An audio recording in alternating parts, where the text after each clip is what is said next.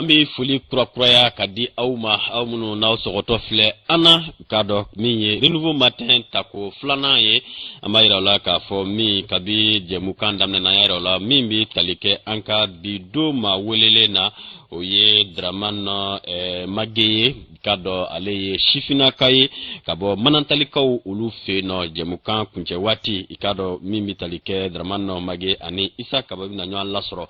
anda binadu krofo mina bi wala saka wala litako la segere ukama ko leadership de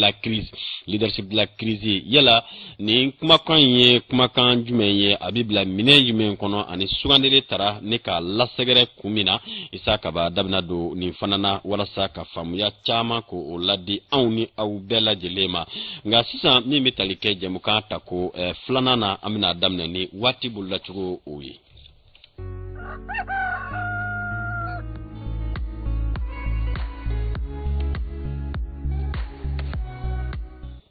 nogom na ke kabaka anka jamana fantan nani belajele na foka bo krenkrene na kidala ani tawdini marabulo fando la yorola munu ni ikado klima fashion do ni obina etieno ngafo ikado nogot betge kabo kabanyema o yoro kufole nuna mimbe talike ikado samefe fien abina ke ikachi anka jamana fantan nani belajele fanana o foka bo mi no bitalike tawdini ani kidala ulu wurudu yanfa ula munu mbike sababu ye kado mi ni oye klima fefien doy obi ci ni roko fole nuna nogo bike sababu fana ye ka gelado ye fleli fana ka damne ka bi kilometre woro katabla fo kilometre kononton o bunyangula o foga boanka jamana akoron fe marabulo do ulula same fe sien bi na ci bike sababu ye mi bitalike sanku yere fana o bulu dalendo bi soma daina marabulo mununa o de flenie soma daina kuchala marabulo sigasu ani joila kulikuro kase buguni foga se kitama nunu mbela jele biseka sigini ikado sanji koye bi soma da enfant ola mi talike wula da enfant fe kado su konnana marabulo munu ni sanko bulu dalendo ula oye kai kita kulikoro buguni sigaso joila kuchala segu san mopti banjangara gawo ani menaka okumana num bela jele bi seka usigini sanko ye bi ikado ulada yanfana kado shu konnana mi ni oye krenkrena watiko ere ubulla chugoye bailama batte ala kabo kunna kase bima kayi marabulo konnana ni ye funteni ya mana bunya chugo chugatna teme degre bisaba ani nani ka kulukuro ka usego sigini degre bisaba ye sigaso degre muga ani sheki mimbe seuko ko fo degre bisaba ani kile mopti degre bisaba ani duru Tombouctou degré bisaba ani sheki gawo kaw fe no degré bisaba ani kononton Kidal degré binani ani kele Menaka degré bisaba ani sheki Tawdeni degré binani ani nani Buguni marabulo konnana bi funtentina teme degré muga ani sheki kan kuchala degré muga ani kononton Kita degré bisaba ani fla mimbe nyuro di sahel kaw ni ko lu kufo ul kase nara kawma bi funtentina teme degré bisaba ani duruka douanzan kaw fogase san kawma degré bisaba ani duru douanzan 100 degré bisaba ani saba Banjangara degré bisaba ani nani joila kaw feno funten barkat na teme degré bisaba o bunyango ka gurmara ruso degré bisaba ani sheki mimbe bamako ani sigidaw ulu fana kufo miye bi sogomana kado kile konnana mimbe sanko fana kufo o bulale do ikado bamako na makafo belajelela ka damne kabi sogwara na foga do shu konnana bi kile mana bo chugo chugatna teme degré muga ani konon tonka bamako mali faba ula niyoka wati buluda chugoye mimbi ke sababu ye wala sa ikado ka mana samere ani sanku obsega feroni dabalu sigi senka ukmana ka labon sabati chugumina ukmana ka wala sa sanna taw ukmana ka feretke akana ke geleayi ko lase mashima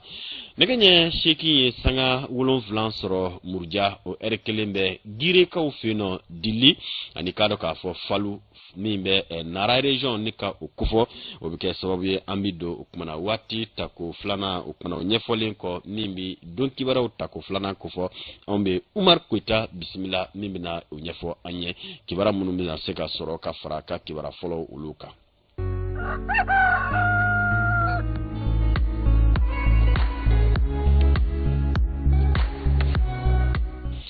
Umar Kota, ini jasiri mba do kiwara dɔw bɛna se ka lasɔrɔ ka fara i ka dɔ kiwara fɔlen kɔrɔlen dɔw kan minnu fana bɛ yen ni nafaba b'u la n'a la sɛgɛnnakew dɔw fana kan. Siga tɛ a la an bɛ hakililajigi kunnafoniw an bolo kɛ nka sani o cɛ kunnafoni dafa min b'an bolo a ka kan an k'o da an lamɛnbaaw tulo kan nin sanga in kɔnɔna na fɛn min kɔni bɛ tali kɛ ni samiyɛ sera an b'a ye k'a fɔ maa caman olu ka wulikajɔw bɛ kɛ sababu ye ka jiri san ni k'a turuturu yɔrɔw la wala ninnu bɛ kɛ sababu ye maa minnu bɛ jiri baaraw kɛ olu fana ka se ka nafa sɔrɔ a hukumu kɔnɔna na a bɛ kɛ sababu ye u ka sɔrɔ dɔ bɛ fara o kan wa fɛn min kɔni ye u bɛ se k'u dayirimɛ u bɛ se k'o sɔrɔ a baaraw la cogo min na an ka bi ɲinini sera o ma ka se ka ɲininkali kɛ jiri baarakɛlaw bɛ baara kɛ cogo di ni hukumu kɔnɔna na an ka jɛ an ka lasew lamɛn. Ni jiri yɛrɛ ka di a ye kabini a dɔgɔmani ni jiri feerela in b'i da don a ka baara in nafa la ni k'a ɲɛfɔ ani fana a ye weleda ka ɲɛsin sifinnakaw ma ni ka taa baara ma. A kɔni kɛla sababu ye an ye terrain sɔrɔ an sera k'o jɔ ka yɛlɛma o kɔnɔ an kɔni ka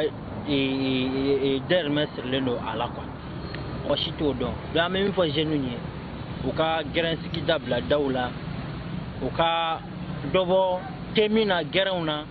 ka ɲɛsin baara ma. Ka daminɛ jirikisɛ danni ma dugu jukɔrɔlaw la fo ka taa se jiri yɛrɛ feereli ma baara caman bi kɛ jiri feerelaw fɛ. Ale bɛ lawuli kabini cogoya la ni livre mana ye donc ale bɛ lawuli tan ni a bɛ yɛlɛma manaw ni ɲɔgɔn cɛ ni a bonyana a bɛ don nin kɔnɔ donc ni a dili ye nin fa sisan n'a bonyana nin ma an bɛ barikon de san n'a fɔ ɲɛbala cogo min na barikon filɛ donc ye ale sumabaw de ye cɛ donc an bɛ barikon de san donc ka bɔgɔ fana san tuguni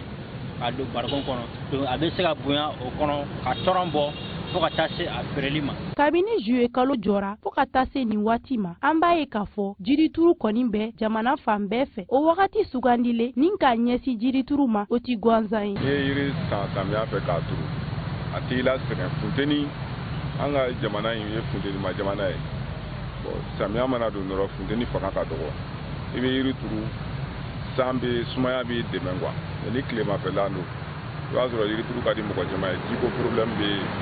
o bali ka kɛ quoi. I n'a fɔ baara tɔw gɛlɛya dɔw bɛ nin jiri feerela ninnu kan i n'a fɔ jiri turu yɔrɔ ko. Bon an ye gɛlɛya min sɔrɔ baara in kɔnɔ o ye place ko de place ko gɛlɛya de b'an ka baara in kɔnɔ kosɛbɛ parce que place min b'an bolo ni min tɛ État ka yɔrɔ ye o ye dɔ ka terrain n'u mago ser'u ma dɔrɔn u b'an wuli ka bɔ yen. Nin jiri ninnu kɔni bi san maaw fɛ u mago caman de kama ni dɔw b'a san jiriden walima a suma kama maa dɔw fana b'a san min b'a to ka jiriw caya kungo kɔnɔnaw la. N'i y'a kɛ so kɔnɔ a bɛ so harmonie bɛ suma a bɛ so cɛ ɲɛ parce que a bɛ dépend i bɛ so jɔ cogo min n'i ka so sɛgɛn donc n'i ye couleur duman ɲini k'a sɔrɔ la donc vraiment a bɛ imagement na so a bɛ hɛrɛ lase kɔnɔna ma donc a bɛ nɛma jigin so kɔnɔna la a bɛ suma yɛrɛ fraîcheur yɛrɛ lase suma fana ma so ma quoi. N nana yiri san de la parce que yiri nafa tɛ dɔn ka ban voilà parce que n y'a nafa caman de ye bon ni yiri bɛ yɔrɔ la nɛma b'a yɔrɔ la nafa tɛ se ka bɔ ka ban. Ni Mali yɛrɛ bɛ jamanaw fɛ minnu bɛ Sahel jamanaw kofɔ a ka kan jamana ɲɛmaaw ka fɛɛrɛ sigi sen kan min b'a to jirituru bɛ se ka caya o la jamanadenw bɛɛ lajɛrɛlen ka kan k'i jɔyɔrɔ fa. Aya ni kun ye Kurutumu Jara ani Lasini Jakite olu ka ɲinini ni kun ye kunnafoni dafaw ye an kun bɛ min sɔrɔ ka di an ma Idrissa Siribe a ka kan sisan an ka don hakililajigi kunnafoni hukumu kɔnɔna na. Tago fɔlɔ la an da sera ma k'a fɔ fɛn min kɔni kiri ani wɔyɔ min bɛ IRD kɔnɔna na a yirala k'a fɔ ko jaabi dɔw sɔrɔla o baaraw la o baaraw yɛrɛ kɛra kunungo araba min yɛrɛ kɛra cour d'appel fɛ a yirala k'a fɔ ko kiri min ko ɲɔgɔn dalajɛ min kɔni kun sigira ni a bɛ fɔ o ma congrès extraordinaire min kɛra ka bɛn janvier kalo tile 16 san 2022 ma min kɛra sababu ye ka Nkɔyɔ Kulubali ka ale kɔni kɛ IRD ma ɲɛmaa ye a yirala k'a fɔ ko cour d'appel kɔni sɔnna o waleyaw ma o hukumu kɔnɔna na Nkɔyɔ Kulubali ka tɛmɛ ni kiri ye a yirala k'a fɔ ale de kɔni IRD ma ɲɛmaa ye an kɔni Salifu Professeur Saluku Sanogo ale ka mɔgɔw kɔni ye o waleya ninnu kɔn u y'a jira k'a fɔ k'u na wulikajɔw ta ka ɲɛsin Cour suprême fanfɛla la walasa cogo min na u yɛrɛ bɛ se k'u ka jaabi sɔrɔ a kow la an kɔni y'a ɲini an ka kuma sɛmɛ u la u ma sɔn ka kuma nka fɛn min kɔni ka yan kɛrɛfɛmɔgɔw ye olu y'u hakilila di nin ko in kan u y'u ka nisɔndiya jira k'a fɔ ko nin ko in kɔni ko olu ka laɲini tun ye nin ye o y'a jira k'a fɔ fana ko nin tɛ kunnawoloba ye bari k'a tɛ parti fɛn a bɛ parti ko bɛɛ lajɛlen kan parti maa bɛɛ lajɛlen ko olu bɛɛ lajɛlen kɔni ye kelen u ka laɲini u bɛɛ lajɛlen bɛ se ka fara ɲɔgɔn kan cogo min na ka jɛ ka parti baaraw kɛ an da sera o ma an bɛ tɛmɛ ni kibaru cogoyaw ye halisa an y'a jira k'a fɔ fana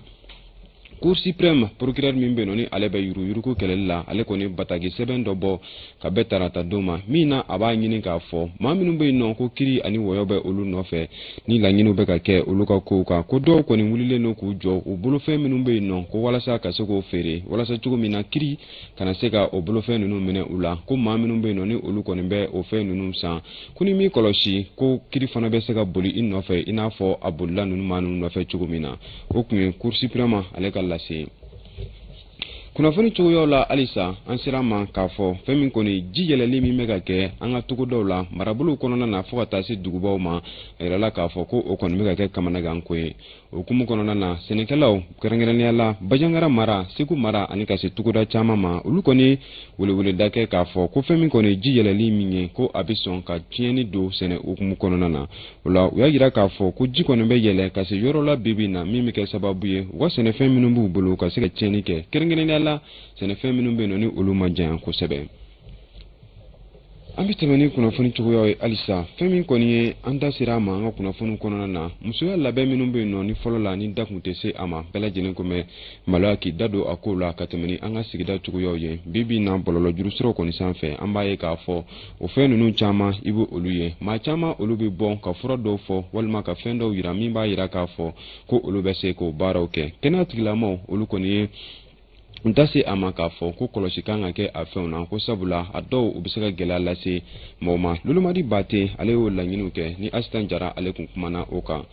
kunnafoni ko siraw la halisa an ta sera maa dɔ ma wulikajɔ an sera maa dɔ ma min bɛ tali kɛ Fanta Sumaworo la ni ale kɔni bɛ motogila baara kɛ Bugunikaw fɛ yen nɔ an selen a ma a ye ɲɛfɔli k'an ye kun min y'a to a donna nin baara in na nin baara ninnu kɔni an b'a ye k'a fɔ a ka can cɛw de bɛ a baaraw kɛ nka ka muso ye a baaraw la a bɛ maa caman dabali ban an selen a ma a ye ɲɛfɔli k'an ye kun min ye a bila a la wa a y'a jira an na k'a fɔ fana a bɛ a baaraw kɛ a bɛ san caman bɔ bi na a bɛ a dayirimɛ sɔrɔ a la Idrissa Siribe ni kun ye kunnafoni an da sera bakuruba minnu ma ka lase an lamɛnbaaw ma ni sɛgɛn kɔnɔna na Umar Koita an b'i fo hakilila faamuya caman sɔrɔla k'a dɔn ni kibaruya ninnu kɔnɔna na anw jigi b'a la k'a fɔ aw ni anw bɛɛ lajɛlen ye k'a dɔn kunnasiri minnu tun bɛ an na kibaruyaw lasɔrɔli la anw n'o kunnasiriw kɔni kɔdonna ɲɔgɔn na k'a sababu kɛ yelen bɔra k'a dɔn a kibaruyaw kelen-kelenna bɛɛ lajɛlen o kan nɛgɛ ɲɛ 8 sanga 15 sɔrɔ Mali fantan 4 bɛɛ lajɛlen na kɛnɛya waati selen ye nin Hawa Daɲɔ ale bɛ wuli ka jɔba kɛ walasa ka an bilasira don o don ni kɛnɛya kibaruyaw an'a kunnafoniyaw o ye o kama a wulila ka se Dr Tarawele ma Dr Tarawele ale bɛna ɲɛfɔli kɛ an ɲɛ folo kan folo i k'a dɔn o kumana a sɔrɔ cogo walima furakɛ cogo minnu b'a la folo kɔlɔlɔ minnu bɛ se ka kɛ a la wa ni fɛɛrɛ minnu kan ka se ka tigɛ teliyala walasa ni maa minnu gɛrɛsɛgɛ kɛra a ye olu bɛ se ka i k'a dɔn farilafiya sɔrɔ cogo min na Hawa Daɲɔgɔ a ka wulikajɔ kɛra sababu ye anw ka se ka Dr Tarawele ka hakilinaw lasɔrɔ folo ko kunkanko kibaruya kan min ni an b'a ɲini aw fɛ an ka jɛ k'a ɲamada o kibaruyaw fɛ. Awa Daɲɔ ka ɲɛfɔli kɛra sababu ye anw n'aw bɛɛ lajɛlen ka faamuyaba sɔrɔ i k'a dɔn Dr Tarawele ka ɲɛfɔli olu kan o bɛ kɛ sababu ye ka dayɛlɛ anw ni aw ye an k'a ɲini k'a dɔn yala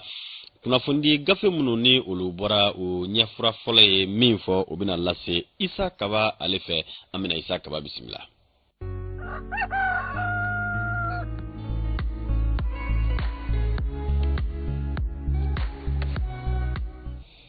Isa Kaba an b'a fɛ ma kini ɲantuma an bɛ foli kura ka ɲɛsin an lamɛnbaga n'an filɛbagaw bɛɛ lajɛlen ma Idrissa Siribe n'Ala sɔnna ma kunnafoni gafew olu kɔni bɔra minnu lasɔrɔla yala kibaruya kumabaw jumɛnw bɛ o ɲɛfura fɔlɔ la bi alamisadonya kunnafoni gafew bɔlenw na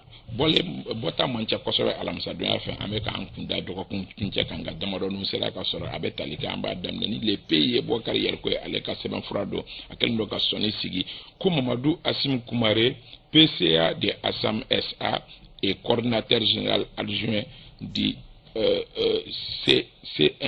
CNANR ko minye Mamadou Assim Koumaré ko abeni barake oro fla bela ko cumul de fonctions qui fait grincer des dents ko akoni be chakeda fla o nyemoko ya la ko o kelendo ka mo chama nyinkum ko sobe o le pays mo oluka nyefra folo somalena 22 septembre Al Haji Shahana Takiyu transaction proposée par des personnes susceptibles d'être impliquées dans des poursuites pénales quand le procureur de la Cour suprême suscite la polémique. Ko ka Kenya ni procureur ye batale mi mo ka foko jana se ka dam mo ye mam no lubina mo professeur mamuno ni olu kiri kumbe olu kan ko procureur kan ni point ingération be ka kiri ani woyo wili oye 22 septembre mo ko kan yefra folo so arena Mali Flash mo ko kan local une sonne sigi minga ko contrôle interne et audit la transparence pour la création d'une valeur ajoutée comme minye sega lui ko lukanga ke wala sa yurugu wale oluka sega dabla kerengrene yala okeleno ku sonne sigi douane kan oye Mali Flash mugo oluka nyofra fola so marena reflet d'Afrique Balaji Touré aleka seven frado aleka no ki sonne sigi ko médias sociaux. À quoi servent les influenceurs?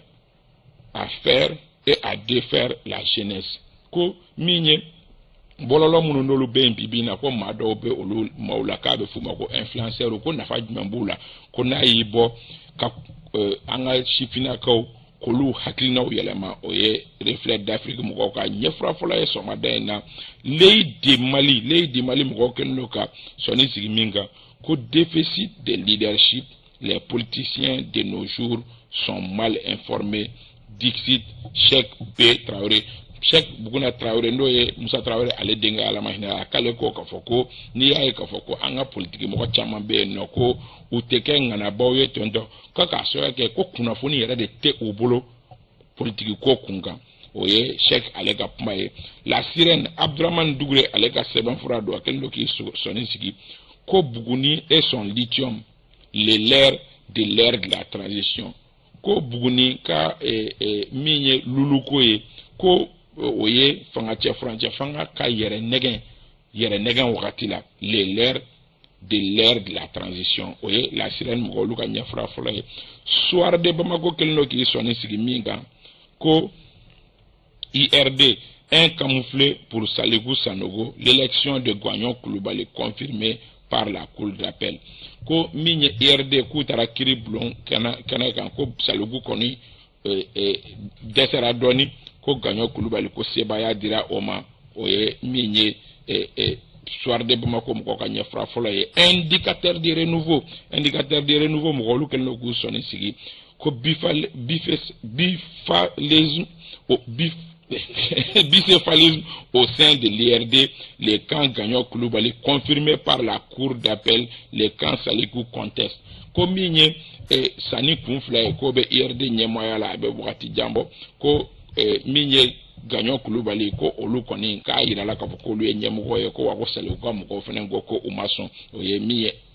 indicateur de renouveau on fera fola et somade na mba kunchani Mali clé no ye Mokhtar so alega seven fraye au makele do ko guerre autour de l'héritage politique de Soumaïla Cissé risque d'implosion de l'IRD ko kele ba ko no wilendo Soumaïla Cissé ala mahina o tien no fe ko wa ko ni alama jangere ko IRD re ko ni ko nka abe stonga to odafe janjo masa Idrissa Sidibé kuna foni gafe olu nyefra folo kunganko ni somadain na la sonama hakilla famu ya basorola kuna foni gafe no nyefra fola bi somadain na munu ni ubina wala awye negenye tan sanga bi sababu nyango mi me kado ka fo Yusuf Traoré ani kasi ikado Anton na Solange Damé Anton te congé di Antona Anton be denguni kirate congé kanga bandi de aywa ali congé mabako Simon Gandon blakana congé kabi wati jo ikile ni biga borola to dandato la ikele de biga borola ikele de biga borola avec congé là congé de dengulu maga dengulu congé fait ko dengulu congé de kunu ay dengulu congé kunu kala nga va to dengulu congé obi nyalla soro ya bi na la tona ma andigi bala ono bana anage yaf mala yushu ani la musage walma devier mo aywa alaka doyo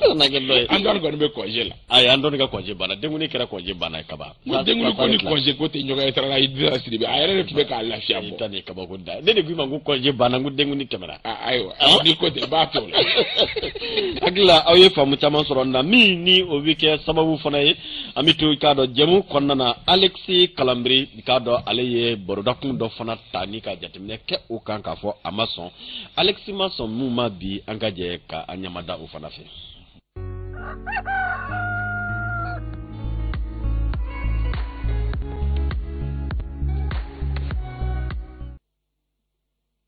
mo ni sonjara ko an ka dugu ni ɲɔgɔn cɛ ni bi personnel la ko jɔli t'a la sɛgɛsɛgɛli t'a la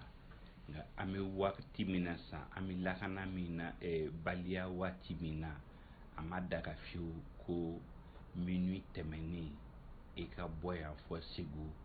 maa ma i lajɔ maa ma mobili kɔnɔna lajɛ maa ma sɛgɛsɛgɛli kɛ ayiwa o kɔni o ye siran koba ye ka tugu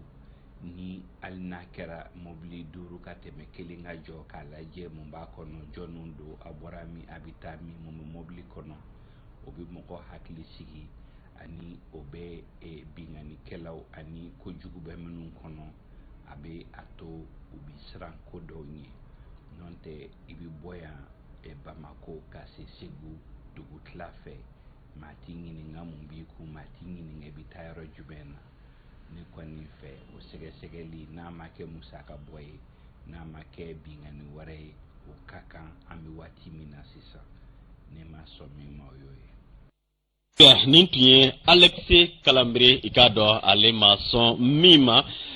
ale y'o ɲɛfɔ anw ni aw bɛɛ lajɛlen an jigiya b'a la k'a fɔ aw ye faamu sɔrɔ o la i n'a fɔ an y'a yira o la jɛmukan daminɛ na cogo min na min bɛ Dramane Mange ale kofɔ ka bɔ Manantilikaw olu fɛ yen nɔ o yira la k'a fɔ olu kɔni tun ye taama boloda kunu min ni u kɔni balila a la jamana marabaw olu fɛ walasa ka faamuya sɔrɔ nin na Isa Kaba ale bɛna wele bila i k'a dɔn Dramane Mange ma ni sifinnaka dɔ ka bɔ Manantalikaw olu fɛ yen nɔ Isa Kaba an bɛ sira d'i ma walasa i ka wele bila Dramane Mange ma ka bɔ Manantali. Ayiwa i yɛrɛ y'a fɔ cogo min jamana fantan naani bɛɛ lajɛlen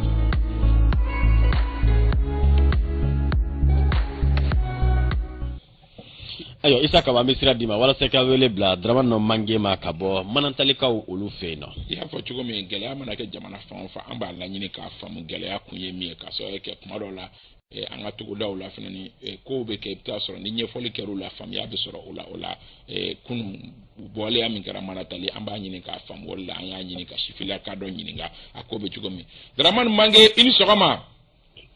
Anba ani sɔgɔma Isa Kaba. E ye Manantali sifinnakaw o kulu maa dɔ ye. Awɔ. Kunu aw ye a laɲini kɛ ko aw b'aw ka nisɔngoya yira nka aw balila a la dɔɔni sanni an ka se nisɔngoya yira ma mun ye aw bila k'a fɔ k'aw b'aw ka nisɔngoya yira. Bon kunu Isa Kaba an bɔra ko an b'an ka nisɔngoya de yira.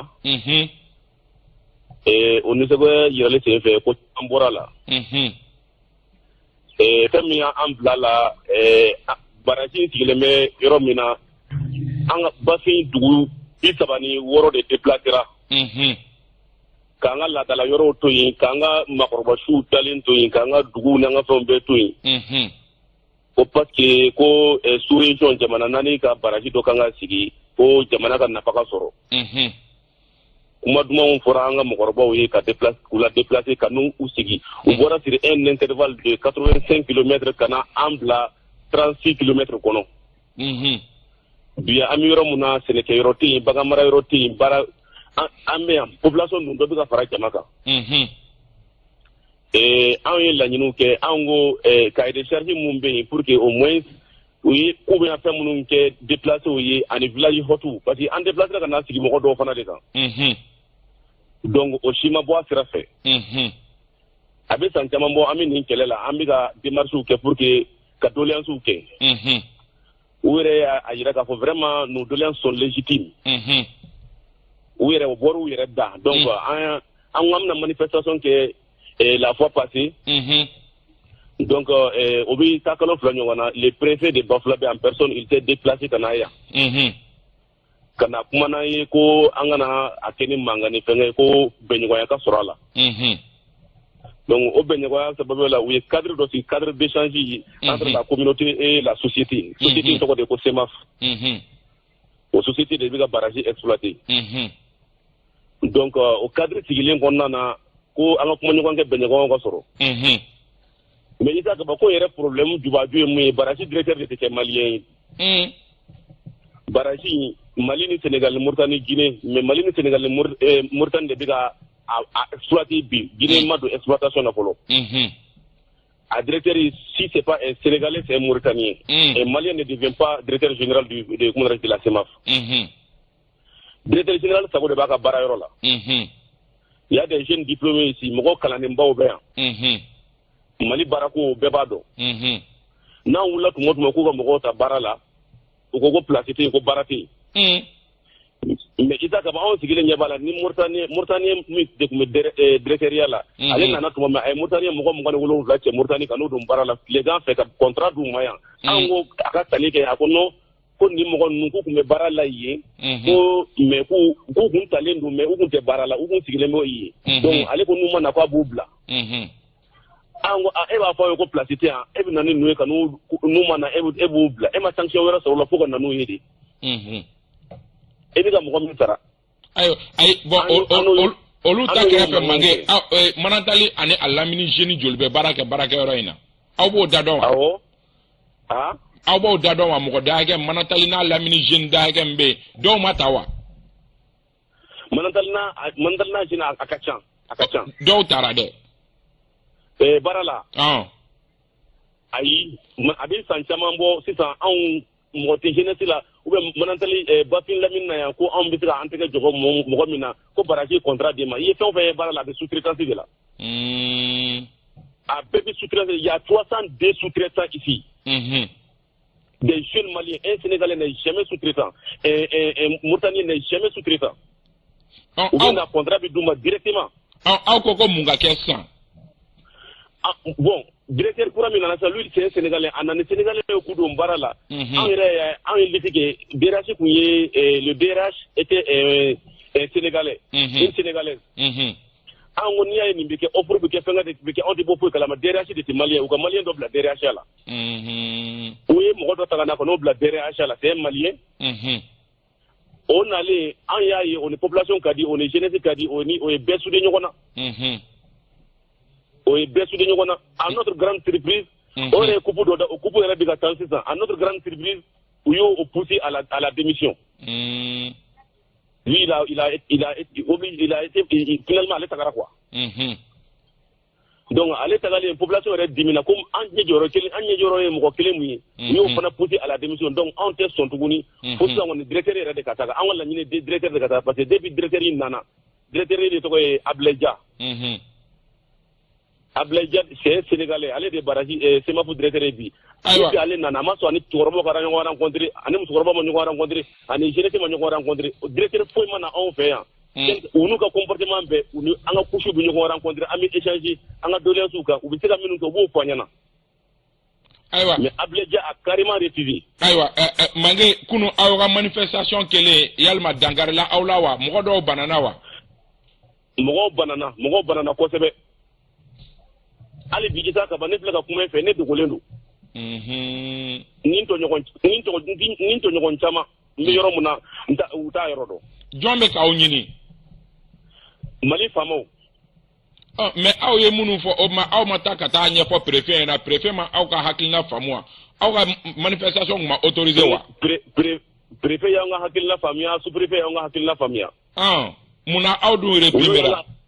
an yɛrɛ b'u ka kɛlɛ la parce que nin ko wulilen u kɛlen ka DRH gɛn ko ka DRH bila démission forcée la anw ye ko an bɛna manifestation kɛ jumadon tɛmɛnen préfet yɛrɛ nana juma tɛmɛnen fana an n'a kumana mais yene préfet kana sous-préfet wele bla nunu ma ko kana nga siga kuma yene ko ka dégénérer ils ont refusé uti nga mali fama fana bonya tuguni respect kilenda nga fama ka oh mais ola John ntara aw réprimer ola ni bonya te fama o ka ah John ye ordre de ko attaque ka gendarme bla aw la ne ko bonya te fama o ka ko ni fama o te ka nyoron fam bon tiere la net sera fo mo kele mingo ko gendarme ka manifestation représenter kaka nda do parce que wulu fana ko wulu la kana barade la an fana ko an tuna te barage ma baraji an ga installation c'est bien commun non ya tien ready an tuna do barayero kono mais an ban jo siraba kan à 200 mètres du barrage an joro aywa kanga sitingi ke mange oui gazli mo tiela dakuniya damadonu bi aw be fe munga ke wala sa nga baro kunche an wala nyini re fe mebi baraji directeur akataka ama fo malien ke directeur de ni sénégalais wala de bena okana mais min ba yere ben bafinga ma min ba yere ben bafi mokorba ma ni na ni nga mokorba kuma de ni jeunesse be kuma de ibi se ka min ke ibolu fo mais kana tente iti mo ko sire so o de benenta o ma ama derachi mi ya puche ka taka uka segin derachi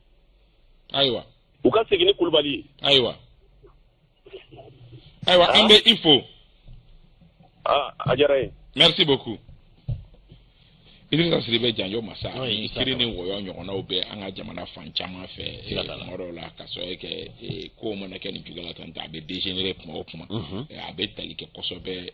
du jugora na fulobe anga dugu munu na kafara barake robo be dugu munu na iba soro kuma opuma ni kiri ni woyo be jenu nga barako kaso eke anga jamana fene ngono sigatala barako kunga puma kacha bebe fe ga do soro ka dondola zango ni ala ye au garjige ke dugu jugoro nafolo ye ka ye ka fɔ aw be sɛgɛn bala alisa dugu caman jeunes be u t'a faamu nka i bɛ taa sɔrɔ sɛbɛnfura minnu ni olu kɛra fɛnɛ ka kɔntaraw di mɔgɔw ma ni kota dafara fɛnɛ ni o ɲɔgɔn faamuyabaliyaw fɛnɛ bɛ a ko caman na i bɛ taa sɔrɔ hakɛ dɔ de bɛ yen a bɛ fɔ k'a fɔ ko mali ɲiyɔrɔ ye nin ye jamana wɛrɛ ɲiyɔrɔ ye nin ye nin ɲiyɔrɔ ye nin ye ni olu ɲiyɔrɔw taara mɛ i bɛ taa sɔrɔ explication jɔnjɔnw tɛ di an ka sigidala mɔgɔw ma kɛlɛw bɛ kɛ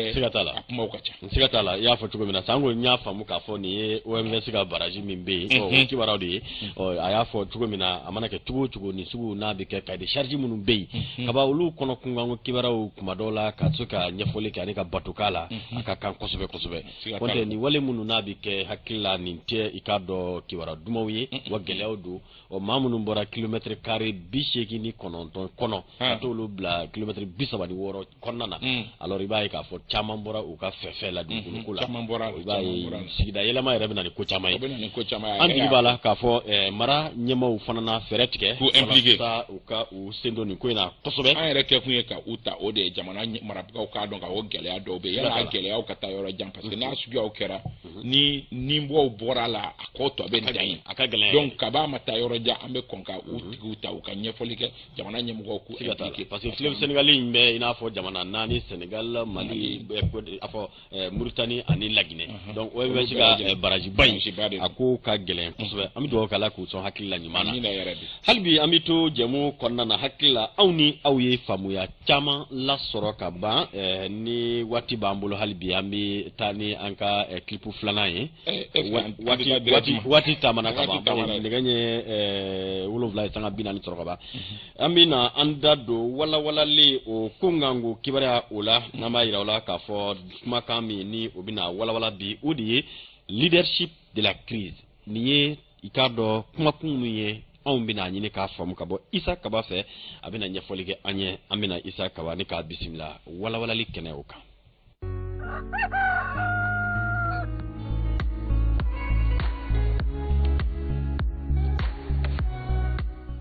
Isa Kaba walawalali kuma sera awɔ an bɛ foli kura ka ɲɛsin yɛrɛ ma ka foli di Umaru ma ka foli di an lamɛnbaga n'an filɛbaga bɛɛ lajɛlen ma kura ye n'Ala sɔnna a ma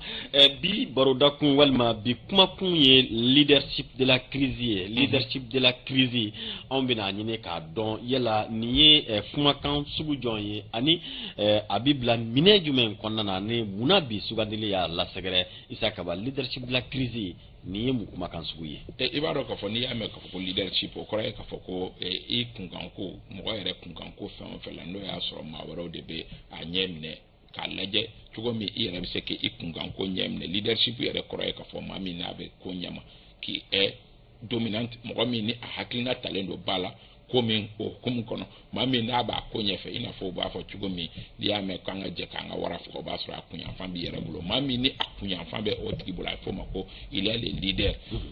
n'i ye crise ta ka jateminɛ kabi 2012 anw ka jamana kɔnɔ anw ka crise éclatée i b'a ye k'a fɔ mɔgɔ wɛrɛw de ye jateminɛw kɛ mɔgɔ wɛrɛw de ye hakilina miiriw kɛ mɔgɔ wɛrɛw de ye solution di mɔgɔ wɛrɛw de ye fɛɛrɛw fɔ mɔgɔ wɛrɛw de ye taasiraw fɔ mɔgɔ wɛrɛw de ye hakilinaw fɔ a baara ka taa o kan hali n'o y'a sɔrɔ kabi 2012 fo bi fɛn caman bɛ yen nɔ an ka jamanadenw fɛla ko ma kɛ minnu ye nka depuis o wagati u ma ta ba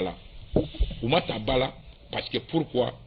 crise leadership tun tɛ anw yɛrɛ bolo mɔgɔ wɛrɛw de tun ye a ko ɲɛ minɛbaga ye mɔgɔ wɛrɛw de ye a ɲɛfɔbagaw ye o dɔ ye faransi o dɔ ye alizeriw ye mais n bɛ fɛ ka min fɔ dɔrɔn kɔsannin na o dɔnsen de falen na parce que n y'a fɔ kabi 2012 hali wagati min tubabu surasiw bɛ na jamana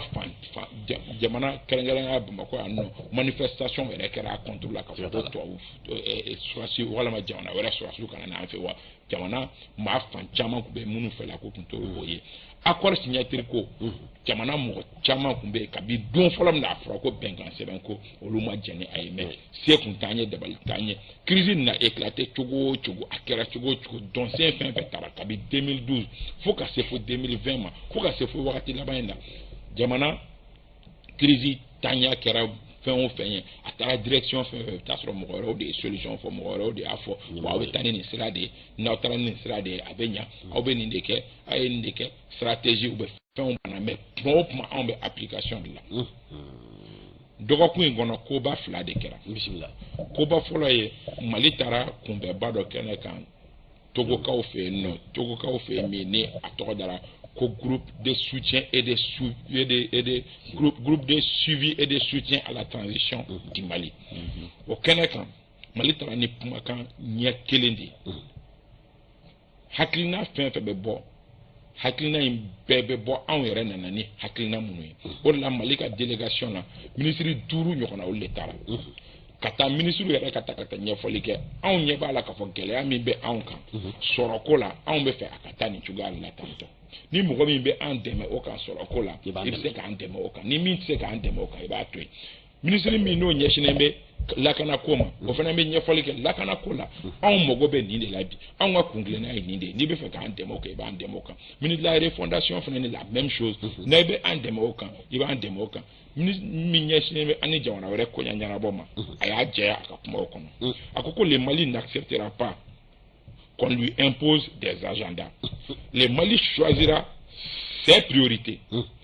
ni bibi na k'a fɔ k'a ko teliya la joona élection de priorité mɔgɔ wɛrɛw de b'o fɔ mais i t'a sɔrɔ jamanadenw ka priorité ye min ye jamana yɛrɛ ka priorité ye min ye o ye lakana ye donc jamana taara n'o hakilina de k'a fɔ bibi na ni i bɛ anw dɛmɛ i bɛ anw dɛmɛ an yɛrɛ ka lahalaya kɔnɔ ani an ka hakilinaw kɔnɔ mais k'a fɔ ko aw de y'aw sigi walima aw ye experts bila ka na experts ka na tile 5 baara kɛ olu ka segin ka taa fɔ ko tiɲɛ na Mali ka priorité nin de Mali ko o de kuma t'a la bilen d'où le mot leadership de la crise tamasiyɛn minnu bɛ ka na o tamasiyɛnw b'a jira k'a fɔ désormais dɔn bɛ kɛ ni Mali ka dɔnsen ye ni min b'i dɔn i b'i dɔn Mali de kɔ ni Mali ye dɔnsen min ta aran tɔ b'o dɔnsen de suit walima n'i tɛ se k'o dɔnsen suit e bɛ bɔ baara la ka t'i sigi kɛrɛfɛ baasi tɛ o b'a yira ko Mali kɛra a ka crise leader ye bi n'i ka ɲɛfɔli faamu hakilina minnu bɛ hali ni a baara ma nɔgɔn mais hakilina kun fɔlɔ minnu ni olu dira olu b'a jira k'a fɔ ko ŋaniya bɛ yen k'a fɔ anw yɛrɛ kungilenna anw de y'an yɛrɛ ka crise leadership ye anw de bɛ hakilinaw ta tɔw bɛ tɛmɛ ni o hakilina ye ka bɔ hakilina kɔrɔ kɔnɔ hali n'o y'a sɔrɔ a baara ma nɔgɔ ten tɔ parce que nin ko ninnu Idrissa Siribe a tɛ taa min k'o ye sɔrɔ ye maa min n'i bɛ taa dɔnɔli la kuma dɔ la i fana ni dɔnɔlikɛlaw minnu b'a d'i ma kuma dɔ la olu fana bɛ condition de fɔ se dun tɛ e ye kuma dɔ la a ka di dala fɔ la k'a fɔ ko n ye n ka crise leadership a ka di dala fɔ la k'a fɔ k'aw b'a ta n ka dabala ma mais wari minɛ yɔrɔ la kuma dɔ la dɔw bɛ yen nɔ i b'olu bila bayɛlɛma dɔw bɛ dɔw la alors Kaba nin bɛna bayɛlɛma jumɛn don a la a bɛna danfara jumɛn walima nafa bɛna kɛ jumɛn ye ni i ka ɲɛfɔli na n'i y'a faamu ni Mali ye i jɔ nin jɔyɔrɔ in na a nafa fɔlɔ-fɔlɔ ye min ye o ye tinani mana min fɔ bamanya ko la dɔn baga lajɛ de a siga to la solution dɔw proposer la kabi 2012 fɔ bi o solution se sont avérées inefficaces tagalen kɔ ɲɛfɛ a dɔnna k'a fɔ ko jani yɛrɛ tun t'a solution solution caman ba fɔra minnu tun t'a solution mun nana ni olu ye parce que mɔgɔ minnu y'a proposer olu bɛ kunnana de dɔn mais olu en profondeur olu tɛ anw ka crise dɔn o ye problème ye anw sɔrɔ parce que olu bɛ solution minnu fɔ an ka foraw sigi an ka nin sigi mais en réalité anw minnu bɛ a cɛla bi n'a fɔra ko ka solution fɔ joyila gɛlɛyaw kan bi na toi tu es à mieux ka se ka ɲɛfɔli ko kan ka tɛmɛ ne kan parce que e b'o dɔn ka tɛmɛ ne kan e ye wolodugu mɔdugu ye e bɛ yen dɔn a zɛrɛ nin jɛ kan mais mɔgɔ dɔ ne ka taa tile 5 baara kɛ joyilakaw fɛ yen nɔ ka munumunu ka mɔgɔ damadɔ ɲininka ka na an sigi yan dɔ ka fɔ ko n ye joyila expert ye o de ye anw nafa bi na a nafaba ye min ye c'est que crise solution bɛna bɔ crise dɔnbagaw bolo o de nafa ka bon bi ka tɛmɛ anw bɛ hukumu min kɔnɔ sincèrement an mɛnna o ko in na kabi wagati jan ne ni mɔgɔ dɔ bɛ an b'a baro kɛ kuma o kuma Musa Seyi Jalo ne b'a fɔ a ye kuma o kuma n ko tant que crise in ɲɛ minɛbaga tɛ anw yɛrɛ a kɛra faama o faama ye a kɛra jamanakuntigi o jamanakuntigi n'a ɲɛ minɛbaga tɛ anw yɛrɛ ye on va pas s'en sortir an b'o bolo de kan bi ka t'o la alors hali bi yani ka kuma di Umar ma yala o ni min ni i y'a fɔ cogo min na ɲɔgɔn lajɛrɛ min kɛra Togokaw fɛ yen nɔ nin kibaruya minnu dilen filɛ partenaires e jigiya b'a la k'a fɔ olu bɛna dɔnsen jumɛn ta ka ɲɛsin Mali ma contrairement an y'a ye édition caman na Mali y'a fɔ a fɔra journaux caman kɔnɔ k'a fɔ ko partenaires ko k'u bɛ Mali accompagner mais ne bolo Togo taga in ne ma dala ni an jigiba tun bɛ minnu kan ni o sɔrɔla a ɲɛ bin parce que an taara ni dɔnsen min ye je crois que a ma diya partenaires ye wa a bɛ gɛlɛya mɔgɔ ka i bolo don an fɛ o cogoya la ten tɔ o de la hali partenaires ma kɔrɔlen ni ɲɔgɔnna kɛnɛw bɛ sigi en général a kɛnɛw tun bɛ taa sigi kɛrɛnkɛrɛnnenya Faransikaw de fɛ yen o yɛrɛ la fana ni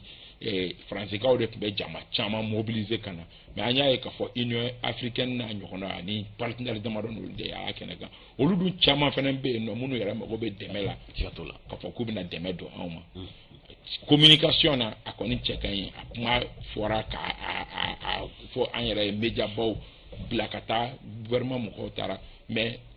hakilina min ni an taara n'o ye k'a fɔ k'an bɛna sɔrɔ min kɛ an ye espace kɔni sɔrɔ k'an exprimer ka segin diɲɛ bangun kan kɛrɛnkɛrɛnnenya farafinna bangun kan an ye espace fana sɔrɔ k'an ka degun fɔ kɛrɛnkɛrɛnnenya la an ka mɔgɔw y'a fɔ ko hali sanction ciblée minnu n'o b'an ka ministres kan hali n'o y'a sɔrɔ ministre dɔw yɛrɛ déplacera ka taa Lomekaw fɛ yen nɔ sanction bɛ minnu kan minnu balilen kun don u ka taa ni ka segin na olu tun bɛ a délégation na o b'a yira k'a fɔ tiɲɛ na an seginna ka na mais an hakili bɛ dɛmɛ min na ne ma n'o dɛmɛ sɔrɔ la kɛnɛ d'accord ne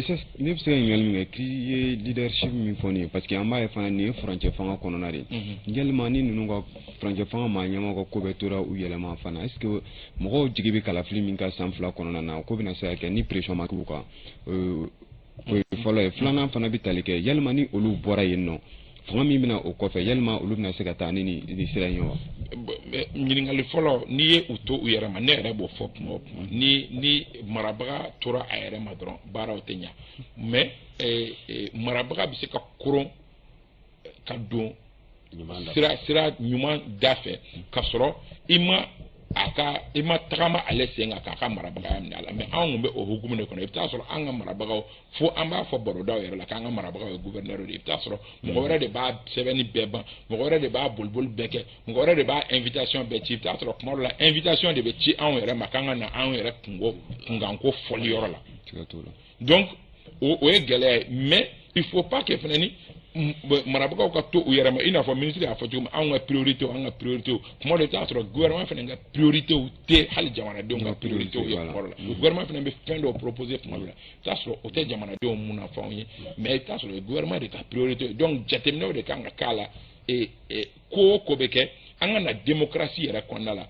ani fana ni o suguyaw nafa bɛ kɛ min ye ni min tɛ bɛn jamanadenw ma il faut que autorisation sira dɔ ka sɔrɔ jamanadenw fana b'u ka bankari boloda cogo min bankari bɛ se ka boloda cogo di o dɔ ye manifestation ye ni fɛn dɔ fɔra k'a fɔ k'o bɛna kɛ fo yamaruya ka di jamanadenw ma jamanaden dɔw ka manifester k'a fɔ ni min fɔra an tɛ sɔn a ma o dɔ ye an tɛ a banna ye donc o ye fɔlɔ ye i ka ɲininkali filanan yalima ni ninnu bɔra yen nɔ mɔgɔ min bɛna na o bɛ dépend ni ninnu ka baara kuntala de diyara malidenw ye candidat minnu bɛ nalen olu dɔw fana b'u ka campagne kɛ en fonction de continuité walima ni mɔgɔ min bɛ campagne kɛ k'a fɔ ninnu ye baara min kɛ a si man ɲi an ka baara collaborer da ni malidenw ye danaya da o tigi kan k'a fɔ ko bon Umar Koyita ka campagne kɛ k'an kɛra transition ye baara o baara bolo da ne bɛ layidu ta malidenw ye ne nana fanga la ne b'o baara de continuer ni malidenw ye danaya da e kan e tɛ se ka bɔ o kɔnɔ bilen ni Janjo Masa ko transition ye baara fɛn fɛn kɛ nin bɛɛ tun ye populisme ye a ye na an ka ɲɛ kura da ne b'a kɛ tan ni malidenw ye danaya da o kɔ kɔrɔ k'a fɔ ni Janjo nana fanga la don min transition ka baara in tɛ continuer donc a bɛ dépend malidenw de la sisan élection min bɛna kɛ malidenw bɛ fɛ kungilenna ka kɛ cogo min il faut que malidenw de ko imposer élection na k'a fɔ soit continuité ou bien ninnu ye baara min kɛ a baara ma ɲɛ an ka na ɲɛ kura da an ka sen kura ta donc a bɛ dépend malidenw de la o de kama kalata in nafa ka bon pour l'avenir parce que an ye nin ɲɔgɔnna jɛ 91 an ye nin ɲɔgɔnna jɛ 2012 an ye nin ɲɔgɔnna jɛ parce que mɔgɔw tun y'u jigi da mɔgɔ min kan an ka tiɲɛ fɔ san kelen ma kɛ o kɔfɛ ni mɔgɔw jigi ma wari san kelen ɲuman ma sɔrɔ mɔgɔw kun hakili b'a la k'a fɔ ko IBK bɛna baara min kɛ parce que depuis IBK nana fanga la fɛn fɔlɔ min n'a y'o fɔ o ye k'a fɔ mɔbiliw tɛ circuler bilen u yɛrɛ ma ten tɔ bɛɛ tun ye mɔbili jɔ parce que mɔgɔw kun mago bɛ o mɔgɔ de la mais min nana bɔ o la an bɛ san kelen sɔrɔ kuma o kuma ale denkɛ ka président ko kuma fɔra donc mɔgɔw jigi waro la donc 2012 jɛlen kɔ mɔgɔ man ka sɔn bilen kalata min bɛna 2024 o ka jɛ fana ka jɛ tuguni Isa Kaba hakili la faamuya caman sɔrɔla ni ɲɛfɔli la min fana bɛ kɛ sababu ye ka jɛmukan an sera kuncɛyɔrɔ ma ka ban